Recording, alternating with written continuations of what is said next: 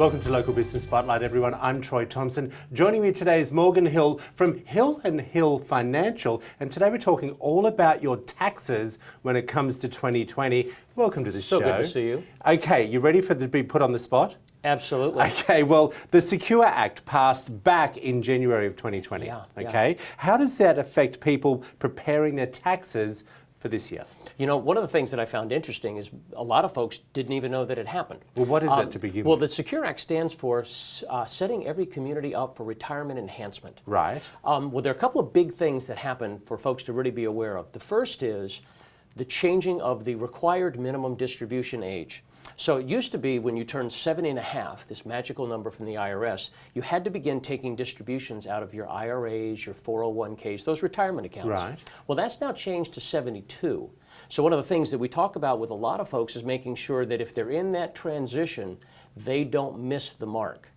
If you miss the mark, there's sometimes penalties that can be assessed for not getting the dates and times and amounts correct. So that's one of the first things with the Secure Act that people really should be on the lookout for. Okay, so you're saying it used to be 65? Well, it actually used to be 70 and a half was when you had to start taking distributions. They moved it to age 72. Why would they have moved it? What's the reason for that? Do you know why? That, along with other questions that I have about how does Washington think, I'm going to add that one to my list. It's an excellent I thought one. there might have just been a tax reason or You know something what? like that. No, but you're bringing up an excellent point that kind of dovetails with that. Yeah. Is when they moved the age from 70 and a half to 72 for people taking it, they made a big change with people who would receive it as an inheritance. Right. If you're the son or the daughter, the niece, the nephew, not a surviving spouse, not perhaps a minor disabled child, they now said you have to take all of the money out of this account far faster than previous. What I mean by that, there used to be a process where if, let's say, I'm inheriting money from my mother, Yes. I could take my distributions over my remaining lifetime. My children could take part of it over part of their remaining lifetime. Troy, it was decades that you Yeah. had to take this money and pay tax on Yes, the of distributions. course. Now that's shortened to 10 years.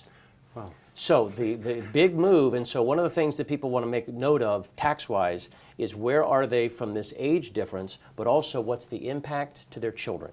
Okay, I got you. All right, well, let's talk a little bit about the required minimum distributions that were not required in 2020. Correct. All right, and how could that affect some folks filing their taxes this year? Well, one of the things that has happened that we've discovered is people sometimes would set things up automatically.